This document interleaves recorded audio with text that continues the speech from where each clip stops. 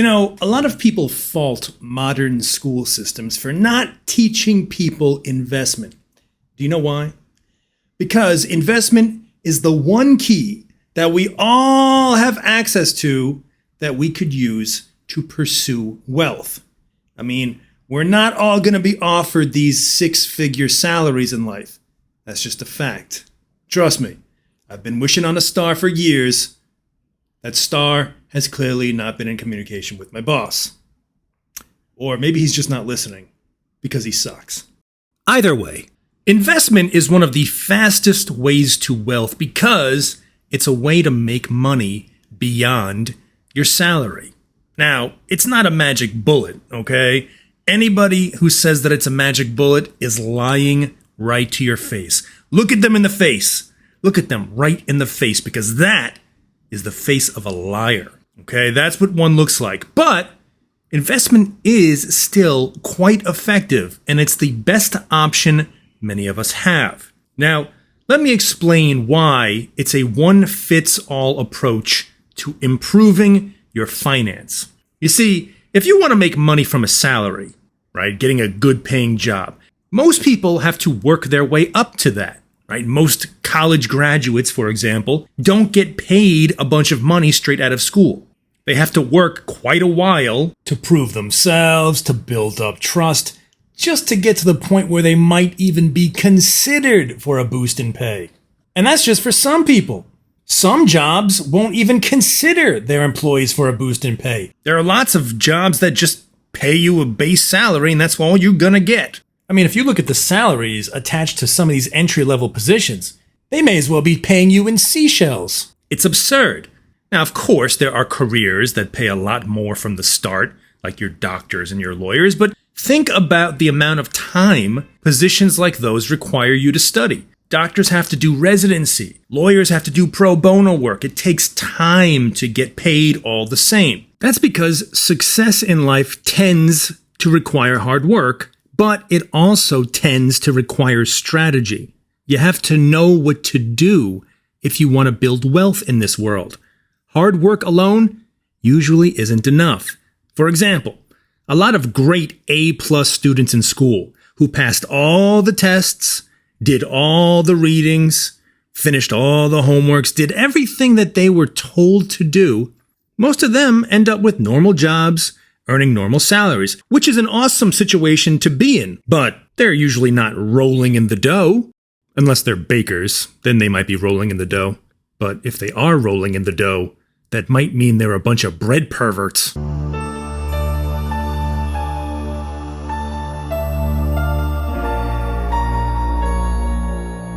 The average person is not on track to become a millionaire. But the question is, why not? There are more millionaires than ever before. In the United States alone, there's nearly 22 million millionaires, and there's over 56 million millionaires worldwide, which is great. Yet still, 80% of Americans are in debt, with personal debt increasing in countries all across the globe. Not to mention that in many countries, the cost of living continues to go up, while the average salary remains the same. For example, an increasing number of Americans are living paycheck to paycheck. Roughly 50% of people say they couldn't come up with $2,000 even if faced with an emergency. So, question is, what's up with that?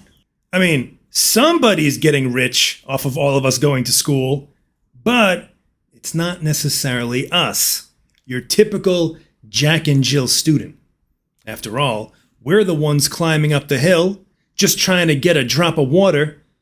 But too often, we come tumbling down, empty-handed. Meanwhile, whoever owns the well hasn't been thirsty in years. And granted, that's a pretty weird analogy to make, but the point is, most of us want financial freedom and independent wealth. But we can't just work for salaries and take on debt our entire life and expect to get there. We have to use our money to make money. So you might ask yourself, well, WTF? Is this it? Is this our unspoken challenge now?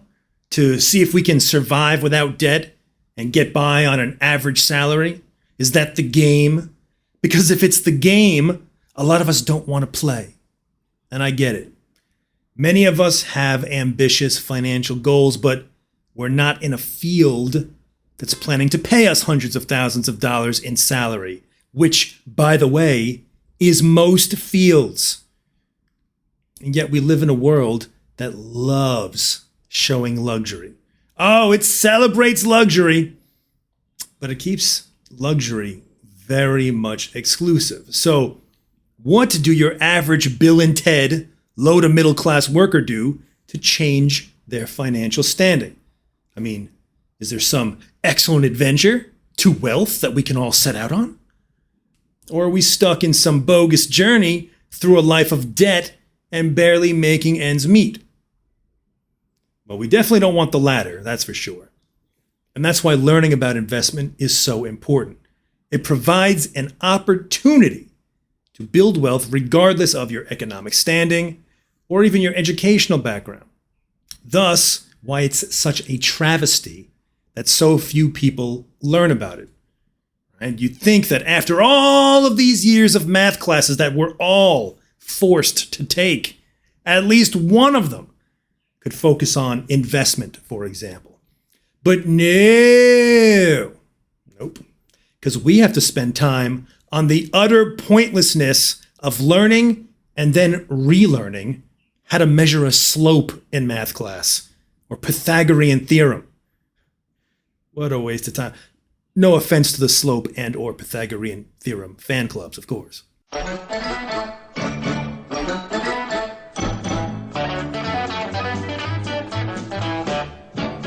Learning financial literacy gives people the knowledge necessary to leverage the money they have to make more money. Money makes money. Learn how it works and make it happen. That's the goal. So without further ado, I pronounce you husband and wife. Oh wait, sorry, wrong line. So without further ado, let's look at some investment opportunities available to everyone.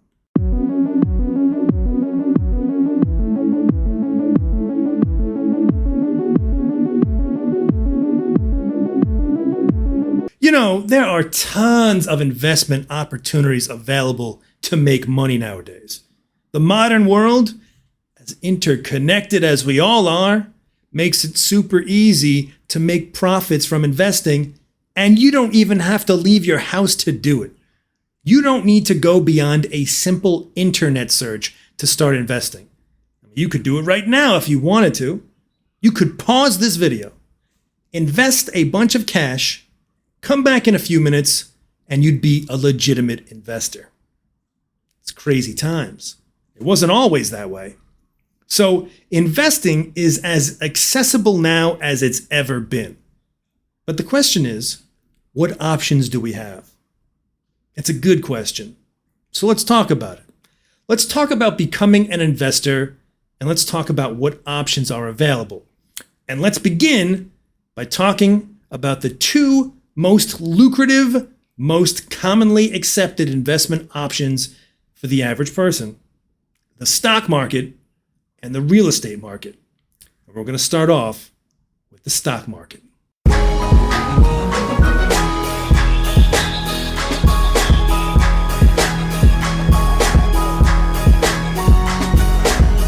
Stocks are one of the most misunderstood investment opportunities available. And the deeper you get into learning this stuff, the more complex it can become. Some even consider it a form of gambling, even though we don't openly term it that. Now, I'm not sure that's completely fair. I mean, Vegas and Wall Street probably have as much in common as they do in differences.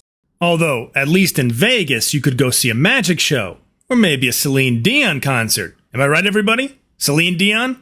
Fans in the house? Anybody? Anybody? Anybody?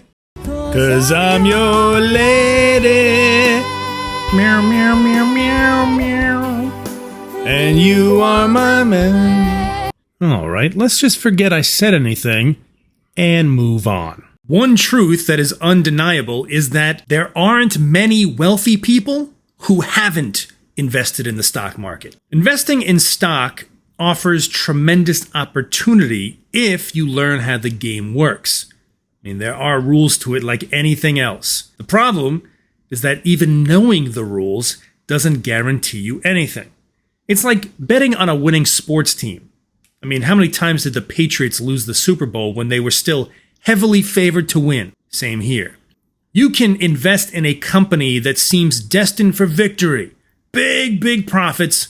Next thing you know, it's rocked with a scandal, and suddenly its value rapidly decreases, and your investment does as well. On the flip side, you can find a company that people completely overlook. A wild card company that suddenly blows up beyond anyone's expectations. For example, no one knew Netflix would have the impact that it's had on culture, let alone on the entertainment business as a whole. I mean, it started off as a Blockbuster equivalent, a DVD rental company. Now, it's creating its own shows. It's resuscitating other old shows, and it's dictating our weekend activities, as apparently it goes hand in hand with chilling. Do the kids like Snapchat it? It's like Netflix and chill with me. Oh, God. It's gone from DVD rental to cultural network that has inspired countless other streaming services to pop up because it's been so lucrative. In 2002, Netflix stock was selling for under $1 per share. 20 years later, it was selling for nearly $700. Thus, if you bought $1,000 of stock when it was selling for, let's say, $1, that would give you 1,000 shares roughly. Well, if you sold those 1,000 shares in 2021, you'd have had roughly $700,000. That's a big profit. But Netflix is also a good example of how value can decrease drastically, as it has plummeted from nearly $700 per share to under $200, and this happened within a year. All that increased competition worked against them. The whole game of stock investment is trying to figure out which companies are going to prosper, which ones are going to do well, which ones are going to blow up in value, which ones are going to stick around for a while, and which ones aren't. But if you can find the winners and invest in them long term, it can be a great strategy to increase your wealth. Now, as an extension of stock investment, there are also fund investments. We're talking about mutual funds, index funds, things of that nature. For the average beginner, a lot of investors recommend investing in funds, not individual stocks. Investing in funds, which are basically a collection of different stocks, because not only does that decrease your risk, it's also more likely to ensure that you at least make some profit. So if you want to get into the stock investment game and you've never done it before, you may want to consider investing in funds.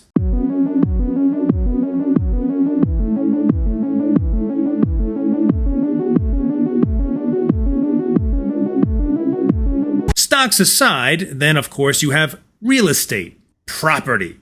This is, hands down, one of the most proven ways to build a fortune. I mean, you're not betting on companies that are going to succeed here. You're buying something real. You actually own something, which is the land that you buy. And you either leverage it for monthly income by renting it as a rental property, or you improve it and you sell it for a higher price, which is flipping it, or you hold on to it and hope that its value increases over time. Now, much like stock investment involves finding the right companies to put your money into, real estate investment involves finding the right properties to put your money into and understanding which ones will increase in value or which ones will be most in demand within the rental community, which ones will be easier for you to sell. So if you're going to get into real estate, you have to look into which areas are best to buy in, right? Which ones are increasing in value, which ones are expanding, which ones are attracting more people to live there, as opposed to those that are actually losing people, right? Those neighborhoods that are falling apart, maybe. You know the type. The ones where the local school is spelled with a K, or the streets look like a dog ripped into all the garbage bags and dragged the litter across all the avenues, only you don't see any dogs and you don't see any bags. Those places. When it comes to real estate investment, finding the right neighborhood, the right location, the right home is integral to success. You have to have a good idea of what direction the neighborhood is heading in, Look at the crime statistics. Look at the school performance. Which businesses are opening up nearby? Are there entertainment venues nearby? How close are the neighbors? Where's the local supermarket? I mean, real estate can be a bit of a complex beast in and of itself at first, but once you get the hang of it, if you can do it correctly, it can be quite lucrative. So where do you start? Well, first decide what you can afford and when you can afford it, and then figure out what you want to do with it. How do you want to make money from it? There's multiple different ways to do it. Now, depending on your goal, you'll of course have to do some research, find a place that you think fits that goal in mind. Make sure you have a plan in place, and when you're confident, you think you can accomplish your goal with the place that you found, pull the trigger and go. Just make sure it's confidence that you feel and not delusion. You know, kind of like those people who swear up and down they can sing, and yet nobody else in the world hears what they hear. I made it through the wilderness. Somehow I made it through. Didn't know how lost I was until I found you. Yeah, don't be that person. Be the person who's confident because you actually can do what you think you can do. So when it comes to real estate investment, that would mean investing in property that you can make money from. So make sure you always do the math and it works out in your favor. When this goes, oh, I wanna dance with somebody. I wanna feel that heat with somebody.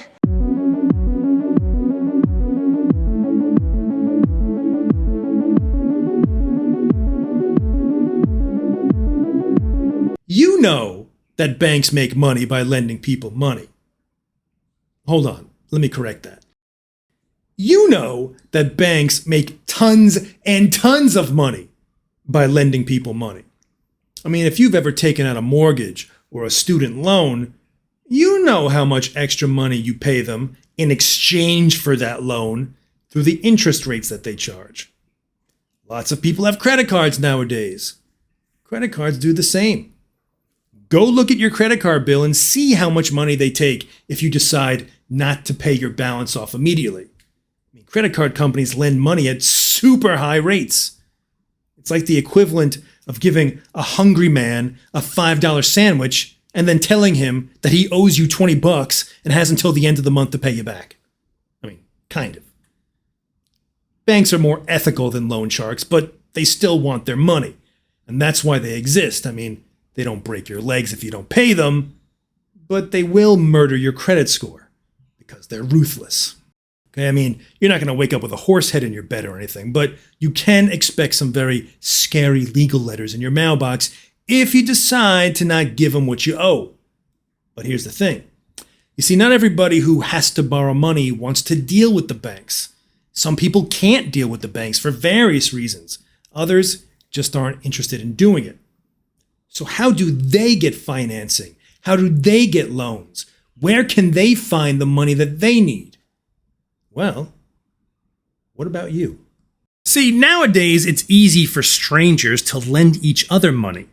We can all become our own little banks, legal loan sharks. This is an emerging market, and it's becoming increasingly valuable because banks are cracking down on the amount of loans that they're making. Their vetting processes are getting tighter and stricter.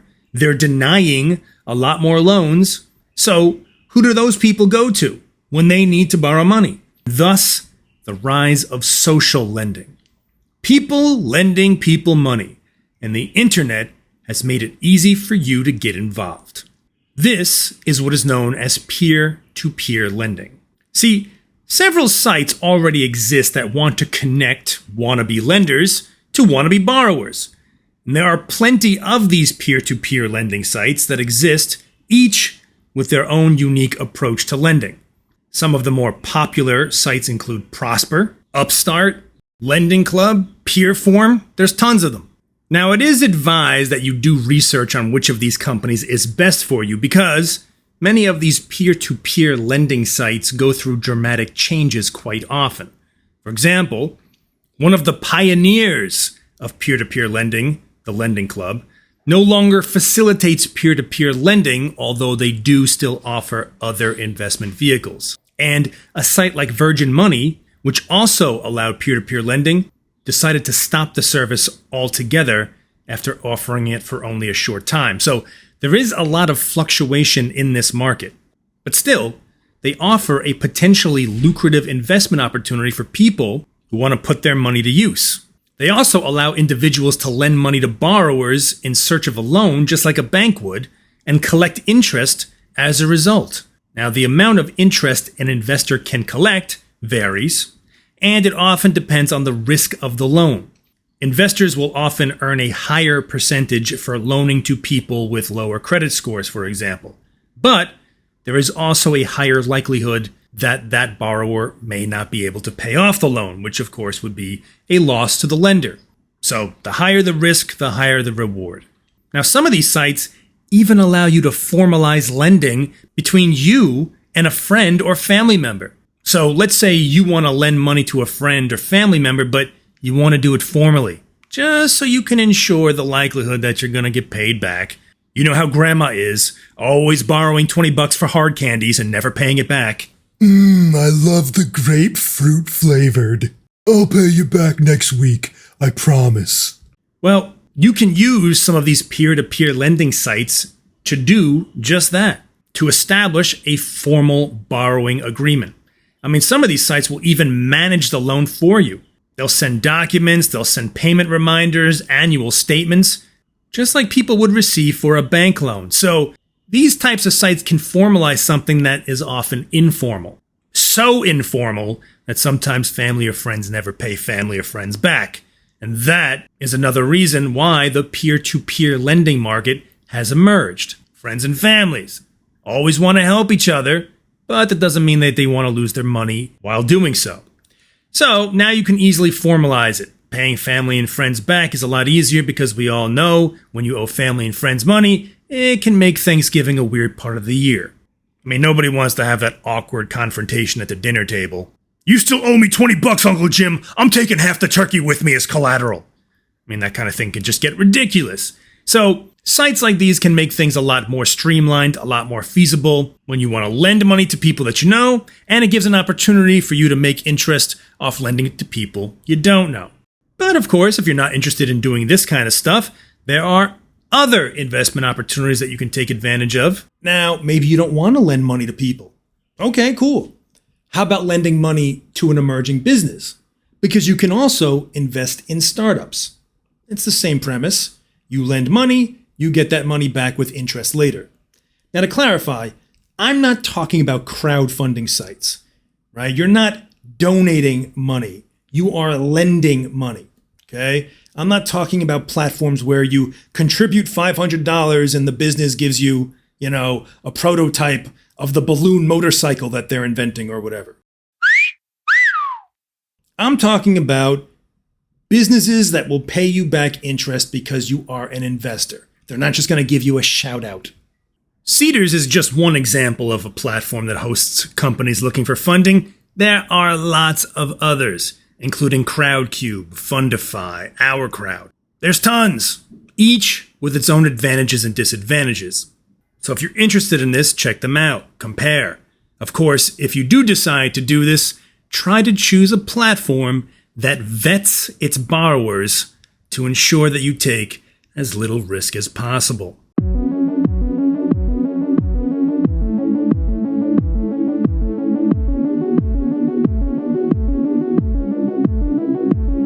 But what if you don't want to lend money? Well, then you can also invest in currency.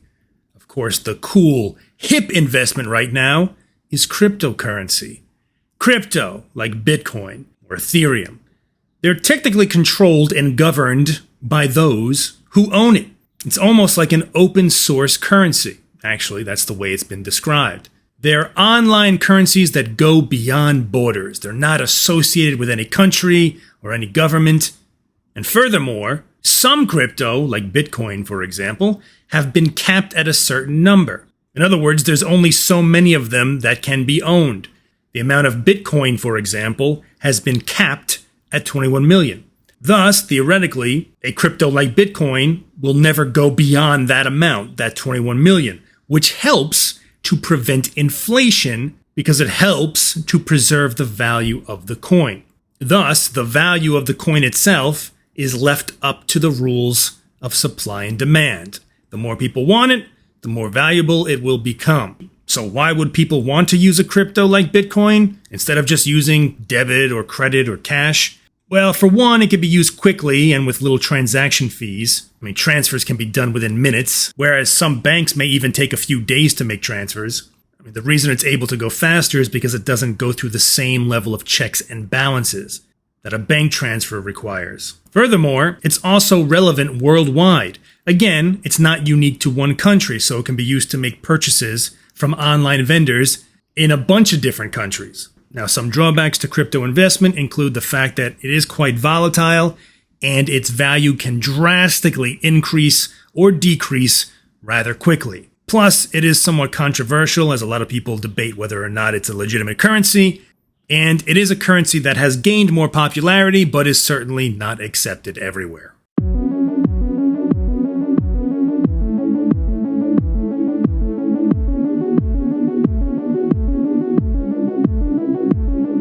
But what if you're not trying to invest in mystery coins either? What if you want to invest in more legitimate currency? Well, check out Forex. Forex is short for foreign exchange. This is where you can buy and sell foreign currencies in hopes that you make a profit by buying them undervalued and selling them when their value increases. Remember when the Canadian dollar was equivalent to the US dollar in the late 2000s? Or when the euro was at its strongest? Well, imagine you bought those currencies at their lowest value and sold them when they were at their highest. That's the idea here. You invest in the currency of a country that's starting to do well, or whose economy is strong and its currency is starting to increase in strength, but do it before it reaches its peak. Now, unfortunately, much like with stocks, there is some guesswork involved in this, and it doesn't hurt to be well versed in global affairs and international matters. One advantage of Forex investment is that Forex allows investors to create a demo account, in which case they can create an account and practice investing in foreign currencies without actually having to use any real money. This can help investors get familiar, comfortable with foreign investment without them having to take on the risk of any financial loss. Another advantage of Forex is that foreign currencies can be exchanged 24 hours a day. They're like the 7-Eleven of investment, only without the Slurpees and stale hot dogs, obviously. It's open 5 days a week, and this is different from many stock markets, which are usually open and active only during business hours.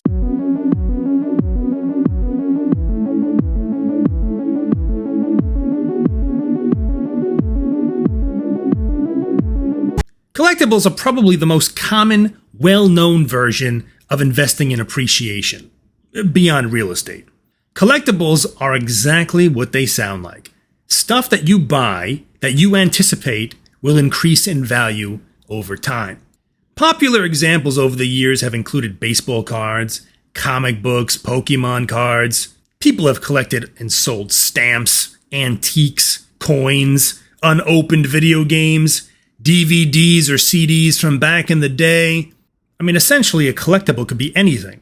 But in order for collectibles to become profitable, they have to become worth more than you buy them for. I mean, that's true of any investment. Now, to determine whether or not a collectible will likely increase in value or not, you have to look at a few things. First of which is its rarity, how unique it is. Another thing is its condition. What kind of shape is it in? And finally, you have to analyze either its cultural significance or its nostalgia potential. In other words, how many people do you think are still going to care about it in the future? Now, a few examples of valuable collectibles include the Honus Wagner baseball card. Honus Wagner was a revered shortstop that played Major League Baseball between 1897 and 1917. So he debuted far before even Babe Ruth did. His card is so rare that even in poor condition, it tends to be in demand. As a matter of fact, it actually sold for over $6 million in the summer of 2021. A 1962 Spider-Man comic book written by Stan Lee, which originally sold for 12 cents, sold for over $3.5 million in the fall of 2021. I mean, heck, for that kind of money, you could probably get all the actors that played Spider-Man to come to your house and act out the comic for you. Well, okay, maybe not all of them, but definitely this one. This one would definitely come to your house.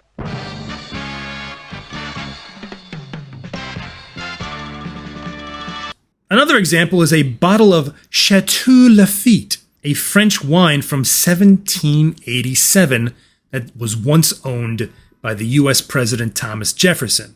This last sold for nearly $160,000. It's often referred to as the world's most expensive bottle of wine. Now, that may or may not be true, since the term most expensive depends on what's in demand. That can change at any time, depending on what people want, but it is certainly a costly bottle of wine for sure.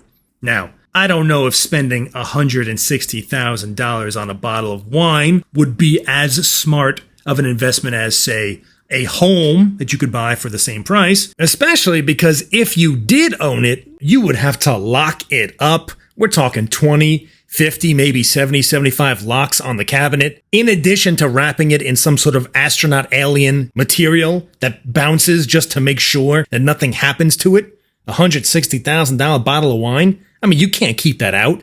Could you imagine the cat knocks it over? Then all of a sudden you got $160,000 worth of shards of glass on your floor? Oof, that would be terrible.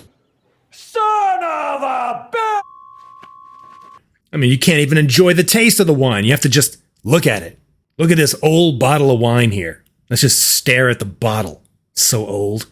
But that is what makes it a collectible. What you'd want to do is hold on to it. Keep it super safe. As a matter of fact, people who invest in collectibles also often insure their purchases, which is another expense you may wish to consider when getting involved into the collectibles market. Now, as far as where to find collectibles, that depends on what kind of collectible you're looking for. I mean, there's tons of sites online. For example, if you're looking for collectible comic books, you can check out a site like sellmycomicbooks.com for some ideas of the market value of some popular comic books. For instance, according to this site, a copy of 1939's Wonder Man, in which a blonde fellow with matching underwear and a collared shirt looks like he's stopping a kamikaze pilot, is worth roughly $70,000 on the high end and a few thousand on the low end, likely depending on what shape the comic book is in.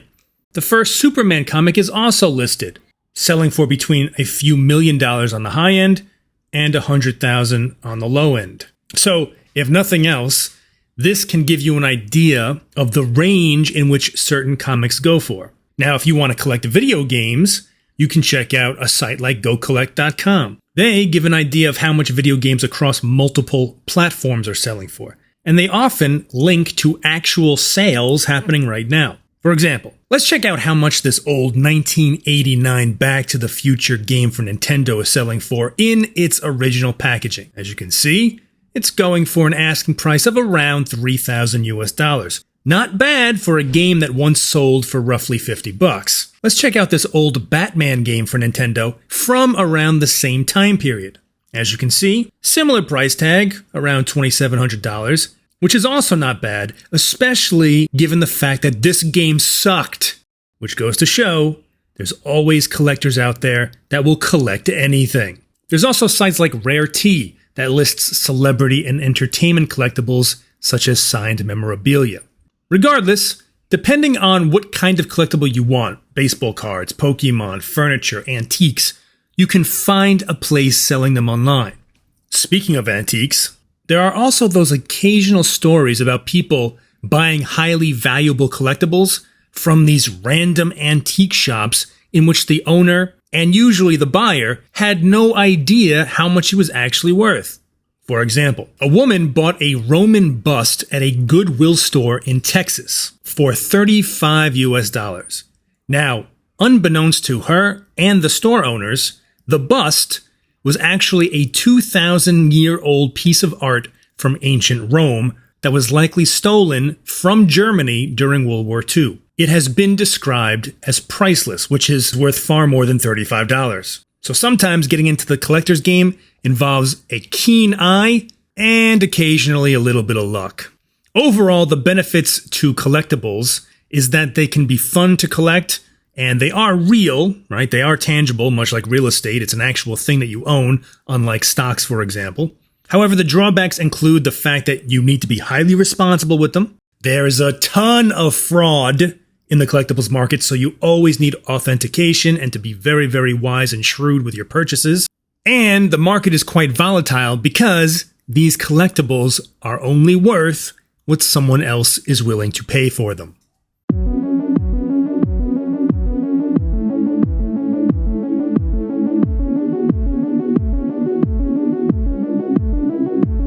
An extension of the collectibles market includes art.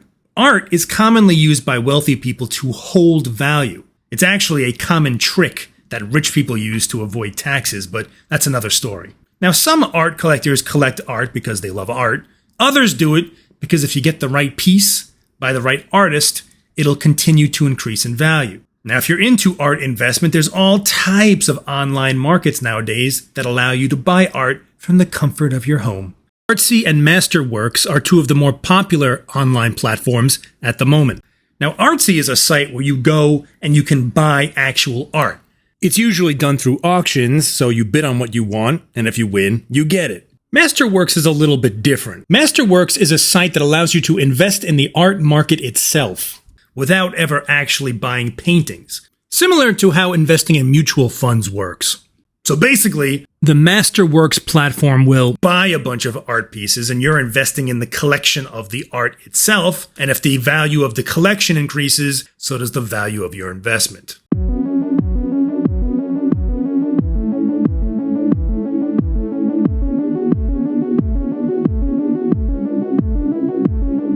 Speaking of art, then we have NFTs. NFTs are a bit of an odd bird. They are quite new and they represent a transition into the digital age of investment. They've continued to grow in popularity over the last few years, and they do take on many different forms, from memes to songs to pictures to digital art to video games. NFTs are essentially a form of collectible, and there are theoretically two ways to make money from them. The first is through appreciation. You buy an NFT now, and you sell it for more later after its value has increased. Of course, in order for that to work, its value has to increase. The other way is to create your own NFTs and sell them yourself. So in this way, you're less of an investor and more of a creator or artist. Now, one of the most famous examples of NFTs is the Bored Ape Yacht Club, which is a collection of monkey-based NFTs that are popular amongst a lot of celebrities. It was even recently featured in an Eminem and Snoop Dogg video. Wow. It's amazing that this guy used to sing about this. And this guy used to sing about this. I take a couple lovers, I down a couple downers, but nothing compares to these blue and yellow purple pills. And now here they are, a bunch of NFT apes. You know what that's called? Personal growth.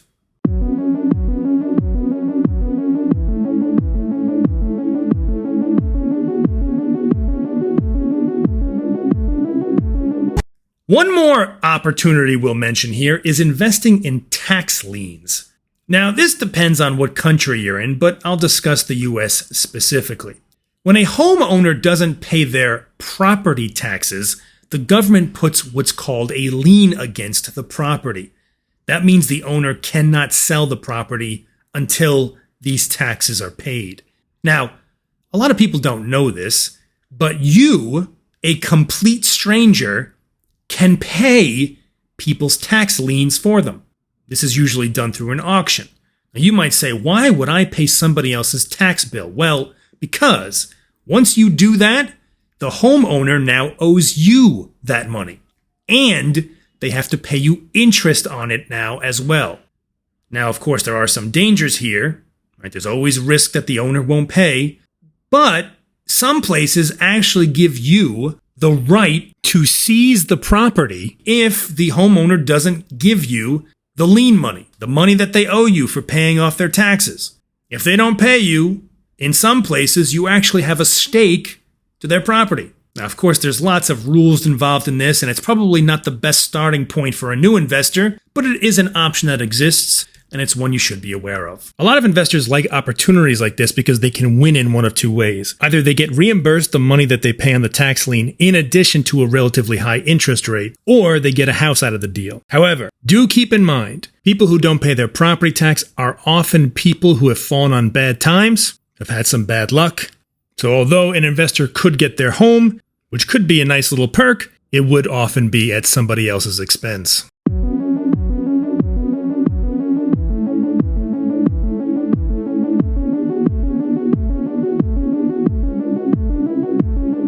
Now, beyond investment, there's also entrepreneurship. You see, instead of passively putting money to use in the hopes that it'll make you money, in this case, you're using your money to invest in yourself and whatever lucrative idea or ideas that you may have. So you're not putting money behind other people's ideas, you're putting it behind your own. Who's got better ideas than you? According to statistics reported by the U.S. Small Business Administration, 2/3 of students in college are thinking about becoming entrepreneurs at some point in their life. So it seems like it's a popular pursuit, which honestly makes sense. Entrepreneurs are highly revered in our society because they empower us individually, but they can also change our way of living. I mean, think of the world before the internet, before Facebook or Instagram, even before our cars or toilets, or if you want an example of a less creative but still very important venture, look at McDonald's. Cheap hamburgers.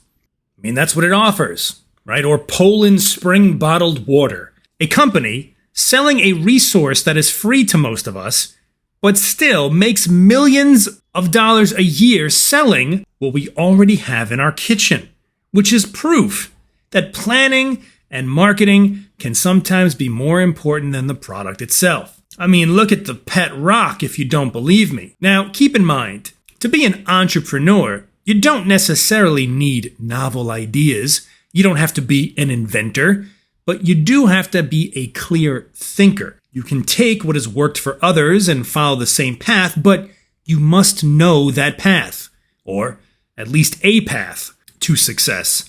And you must have the insight and the instinct necessary to adapt. You got to learn how to analyze the market, know how to fund and how to formulate your business venture. I mean, entrepreneurs, they don't have to reinvent the wheel, but they can reimagine the wheel. They can market the wheel in a new way or just create a more efficient wheel. I mean, look at something like the Brita filter. Bottled water can be expensive, yet one of the reasons it's so popular is because we've become trained to be suspicious of our tap water. It has impurities. We have to boil it. Sometimes we're told there could be rust in it. So Brita, and companies just like it, created a water filter that clears these impurities from the water. It doesn't cost much to produce, yet people will buy it regardless of its cost because for the cost of that one purchase, health-minded people can save on buying bottled water for years and years, and still, theoretically, accomplish the same exact goal, which is to drink clean water. You want another example? Look at WeChat. Now, many people in Western countries don't know about WeChat, but it's essentially China's equivalent to Facebook, WhatsApp, Twitter, YouTube, Instagram, and a debit card all rolled into one. It can text, it can call, it can post pictures, share moments, explore commentaries and communities, and even pay the bills, all with the swipe of a phone in this one app. It is a legitimate one-source-fits-all application. So WeChat makes a fortune through advertising because it's essentially the one major medium that connects the majority of the country.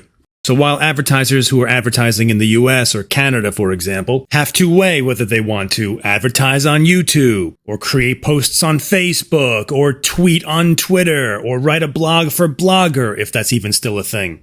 In China, regardless of the method you want to use, WeChat is kind of like your one-stop shopping for that. Thus, Businesses who advertise on WeChat get a lot of bang for their buck. And as a result, WeChat's parent company, Tencent, gets a lot of bucks for that bang. So the point is, Tencent didn't reinvent the wheel, they didn't create anything novel or crazy, but they took concepts that worked, put them together, created a new product for their market base, and as a result, they are the #1 communication app in the country. Mind you, a country with a potential customer base of over 1 billion people. Not too bad for not reinventing the wheel. You want another example? Let's take a look at fidget spinner toys. Fidget spinners were particularly popular a few years ago. Now, the toy itself has pretty limited function beyond simply giving people something to twirl when they feel restless, which I guess is at least a step up from twirling gum like the kids did back in the good old days. A fidget spinner is a simple idea, and it's a simple design. You don't need to be a genius to construct or imagine something like this. As a matter of fact, the fidget spinner as most people know it isn't even the original fidget spinner. The original fidget spinner was known as torque bar. Torque bar was not made of plastic, it was made of metals, like titanium and copper, and it sold for an average of $300. Now, of course, a $300 price tag excludes some people who would not be able to afford that or just would not be willing to spend that kind of money on what is essentially a toy. So competitors created their own version of the fidget spinner made from plastic, which was a lot cheaper to produce. And as a result, the fidget spinner became a top-selling toy. Now, if you were to go to a wholesaler site and see how much it would cost to produce a fidget spinner, you'll see that there's a lot of different offers, but let's say we go with a vendor who's offering to make them for 60 cents per piece. If we were to do that, we produce a bunch of them at 60 cents per piece, let's see what they're selling for on Amazon. Now, as you can see, there's a wide range of prices. We see some are going for roughly $10, which would be more than a 1,000% profit if you bought them for 60 cents each. But let's be modest. Let's look at the low end. We see lots of packs being sold, a pack of 2 being sold for $7, which would be over $3 each. Still a 500% profit. We see a pack selling 7 of them for $24. Again, roughly $3 each, 500% profit. We see a 12-pack going for $19, which would be roughly $1.60 per piece, which is still between a 200 to 300% profit. This, ladies and gentlemen, is how money is made. So, to be an entrepreneur, you first need an idea for some sort of goods or services that you can offer people that they would be willing to pay for. Either you create a product, like the fidget spinner, or you provide a service, like mowing people's lawns, for example. It doesn't have to be anything crazy new or groundbreaking. You don't need to change the world with it. You just need there to be some demand or need for it. Some people who would be willing to pay for whatever you're trying to sell. If it's a product, you then have to figure out how to create it. And if it's a service, you have to make sure you're really good at it, or at least good enough that people will pay you to do it. From there, you'll have to figure out how to market it, how to present it to the public, right? Your potential customer base. You have to figure out the costs of running the business and what your potential profits are, and of course, make all that math work. Now, depending on what country you're in, there may even be assistance available to help with this. For example, in the US, there is a Small Business Administration that often provides business mentorship for those starting a small business. There are also charities in certain areas, like Streetwise Partners, which work in some locations to do the same thing, provide mentorship. So find out what's available in your neck of the woods. Now, have no doubt about it, being entrepreneurial often involves lots of figuring out. But if you're motivated, and you have an idea that you believe in, and you're logical, and you're strategic with your planning and execution, then investing in your own ideas may turn out to be your greatest investment of all.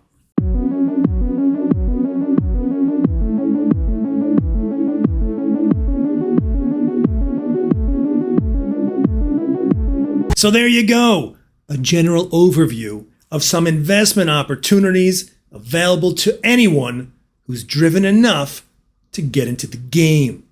Now, as always, do your research before putting your money into anything.